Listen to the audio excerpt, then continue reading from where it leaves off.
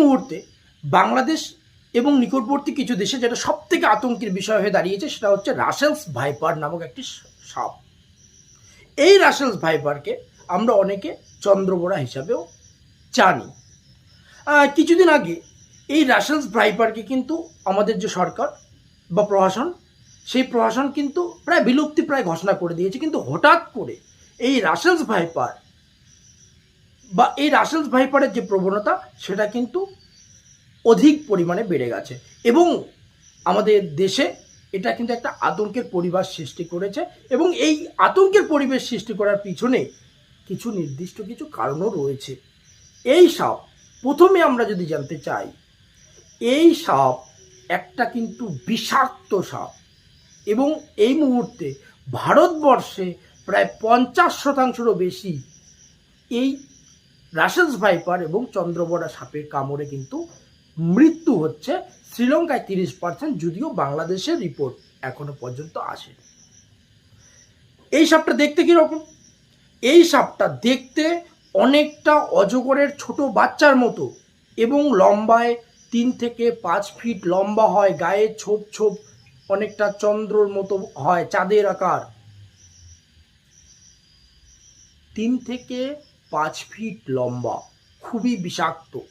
বিশ্বের মধ্যে যে সমস্ত সাপ সব থেকে বিষধর তার মধ্যে রাসেলস ভাইপার 5 নম্বরে থাকলেও রাসেলস ভাইপারের যেটা বিশেষত্ব সেটা হলো হিংস্রতার দিক থেকে, অ্যাটাকিং মুডের দিক থেকে 1 নম্বরে, অ্যাগ্রেসিভের দিক থেকে। আমরা যদি এই রাসেলস ভাইপারের বাসস্থান নিয়ে আলোচনা করতে চাই তাহলে আমরা যে সমস্ত বিষয়ের দিকে আমাদেরকে যাওয়া উচিত সেই বিষয়গুলো হলো, আমরা সাধারণত জেনে থাকি যে সাপ, অন্যান্য সাপ সাধারণত ঘন এবং বড় জঙ্গলে থাকার বেশি স্বাচ্ছন্দ্য বোধ করে, কিন্তু রাসেলস ভাইপারের বিশেষত্ব এ একটু পরিষ্কার পরিচ্ছন্ন বা কম জঙ্গলে এরা স্বাচ্ছন্দ্য বোধ করে। তার মধ্যে যেটা বিশেষত্ব সেটা হলো অন্যান্য সাপ মানুষের অস্তিত্ব যদি বুঝতে পারে তাহলে নিজেকে একটু নিরাপদ আশ্রয়ের দিকে নিয়ে যায়, কিন্তু রাসেলস ভাইপার মানুষের অস্তিত্ব বুঝতে পারলে আরও বেশি অ্যাটাকিং মুডে যায়, আরও বেশি হিংস্রাত্মক হয়ে যায়, আরও বেশি অ্যাগ্রেসিভ হয়ে পড়ে। এবার যদি আমরা আলোচনা করতে চাই, আপনারা একটু ধৈর্য ধরে শুনবেন। আজকের এই যে পরিবেশ, রাসেলস ভাইপার নিয়ে যে আতঙ্কের পরিবেশ সৃষ্টি হয়েছে, আপনারা যদি ধৈর্য সহকারে আমার এই কথাগুলো শোনেন তাহলে কিন্তু রাসেলস ভাইপার সম্পর্কে সমস্ত খুঁটিনাটি তথ্যগুলো পেয়ে যাবেন এবং আপনাদের কাছে বিষয়টা অনেকটা ক্লিয়ার হয়ে যাবে। যদি আমরা এই রাসেলস ভাইপার এই আধিক্যটা কী কারণে বেড়ে গেল এই বিষয়ে যদি আমরা যাই তাহলে যেটা জানতে পারি যে ভারতের দক্ষিণ পূর্ব দিকে কিন্তু বাংলাদেশ অবস্থিত এবং ভারতের উত্তর পূর্ব ভারতের যে সমস্ত নদী, বেশিরভাগ নদী কিন্তু বাংলাদেশে গিয়ে প্রবেশ করেছে। তাই একটা সময় আমাদের প্রশাসন কিন্তু এই রাসেলস ভাইপারকে বিলুপ্তি প্রায় ঘোষণা করে দিয়েছে। কিন্তু এখন যেটা দেখা যাচ্ছে যে এই নদীগুলো, যে নদীগুলো ভারত থেকে বাংলাদেশে প্রবেশ করছে, সেই নদীগুলোর মাধ্যম দিয়ে কিন্তু বাংলাদেশে রাসেলস ভাইপারের উপদ্রবটা বেড়ে গেছে।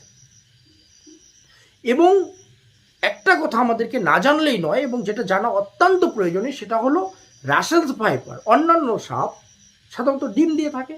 একটা প্রতিকূল পরিবেশে সেই ডিম থেকে বাচ্চা ফোটা, সেটা কিন্তু ধরে নিন একটা সাপ 10টা ডিম দিল, সেই 10টা থেকে বিভিন্ন পরিবেশের সঙ্গে খাপ খাইয়ে, বিভিন্ন প্রতিকূল পরিবেশের সঙ্গে লড়াই করে সেই 10টা থেকে ধরে নিন 4টা বা 5টা বাচ্চা সাপে পরিণত হলো।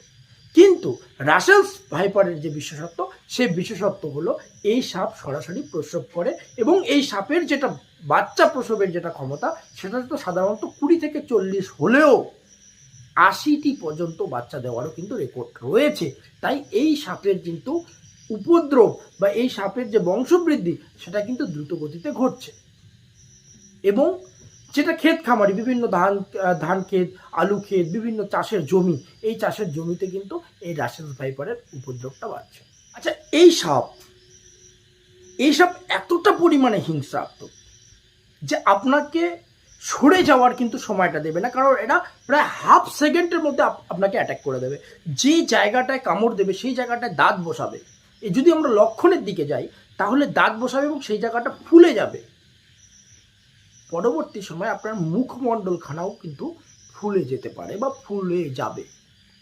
আর যে সমস্ত লক্ষণগুলো দেখা যায়, এর কারণে কিন্তু রক্তচাপ বেড়ে যাবে, আপনার হৃদস্পন্দনের হার হার্টবিট কিন্তু কমে যেতে পারে, রক্তের মধ্যে আরবিসিগুলো কিন্তু এরা ধ্বংস করে দেয়, কিডনি পর্যন্ত ড্যামেজ করে দেওয়ার মতো ক্ষমতা রাখে এই রাসেলস ভাইপার বা চন্দ্রবড়া। কিডনি পর্যন্ত ড্যামেজ করে দেয় কিন্তু এই রাসেলস ভাইপার।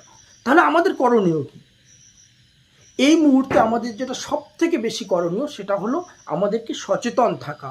এই ক্ষেত খামারিতে কাজ করতে যাওয়ার আগে আমাদের কিন্তু সেই ক্ষেত খামারিগুলো নাড়িয়ে রাখা উচিত বা নাড়িয়ে দেওয়া উচিত, যাতে তারা কিন্তু সরে যায় বা আমরা বুঝতে পারি যেখানে সাপের কোনো অস্তিত্ব আছে কি না। এবং যেটা করতে হবে সেটা হলো আমাদেরকে সকলে মিলে ঐক্যবদ্ধভাবে কিন্তু এই রাসেল ভাইপারের বিরুদ্ধে লড়াইটা করতে হবে। কিভাবে? সচেতন থেকে। যে আমরা বিগত দিনে যেসব করে এসেছি, যে বিভিন্ন সাপ কামড়ালে ওঝা কবিরাজ এসব ঝাড়ফুঁক এসবের দ্বারস্থ হয়ে থাকি, কিন্তু এখন যে হারে রাসেলস ভাইপারের উপদ্রবটা বেড়েছে, যদি সাপের কামড় দিয়ে থাকে তাহলে কিন্তু আমাদেরকে দ্রুততার সঙ্গে ডাক্তারের শরণাপন্ন বা হসপিটালে যাওয়াটা উচিত। এবং যেই সময়টা কামড় দেবে সেই জায়গাটাকে একটু উপর নিচ বেঁধে রেখে যাতে রক্ত চলাচলটা যতটা সম্ভব কমানো উচিত, এবং মুভ না করা মানে হাঁটা চলাটা বন্ধ রাখা উচিত, এবং ডাক্তারের শরণাপন্ন হওয়া উচিত। কারণ এই মুহূর্তে বাংলাদেশে কিন্তু সেটা অত্যন্ত প্রয়োজনীয়, সেটা হলো অ্যান্টিভেনাম। কিন্তু অ্যান্টিভেনামের কথা যদি আমরা চিন্তা করি বা অ্যান্টিভেনামের দিকে যদি আমরা আলোচনা করি, বাংলাদেশে কিন্তু যথেষ্ট পরিমাণে অ্যান্টিভেনাম মজুদ নেই। কি বললাম কথাটা? যে বাংলাদেশে এই রাসেলস ভাইপার বা চন্দ্রবড়ার যেটা অ্যান্টিডোট বা অ্যান্টিভেনাম সেটা কিন্তু যথেষ্ট পরিমাণে মজুদ নেই, সেটা আমাদের ভারতবর্ষ থেকে আমদানি করা হচ্ছে। এবং দ্রুততার সহিত কিন্তু আমাদেরকে এই অ্যান্টিভেনামটা নেওয়া উচিত। কিছু কিছু ক্ষেত্রে এমনও দেখা গেছে অ্যান্টিভেনাম নেওয়ার পরেও কিন্তু এই চন্দ্রবড়া সাপের কামড়ে মৃত্যু হয়েছে, এরকমটাও দেখা গেছে। এবং তৎসঙ্গে আরও কিছু জায়গায় দেখা গেছে যে ধরে নিন চন্দ্রবড়া কামড় দিয়েছে, আপনি দ্রুততার সঙ্গে ডাক্তারের কাছে গেছেন, অ্যান্টিভেনামও নিয়েছেন, কিন্তু যে জায়গাটায় কামড় দিয়েছে বা দাঁত বসিয়েছে সেই জায়গাটাও পরবর্তী সময়ে সেই মাংসপেশিতে পচন ধরার ফলেও কিন্তু মৃত্যু হয়েছে। তাই বন্ধুরা, আমরা সকলকে একসঙ্গে মিলিত হয়ে এই সাপ বা এই রাসেলস ভাইপার বা চন্দ্রবড়ার বিরুদ্ধে একটা সচেতনতা প্রচার করতে হবে এবং সকলকে সচেতন থাকতে হবে। তাহলে আমরা কিন্তু এই রাসেলস ভাইপার বা চন্দ্রবড়া থেকে রক্ষা পেতে পারি। ধন্যবাদ বন্ধুরা, আপাতত এটুকুই।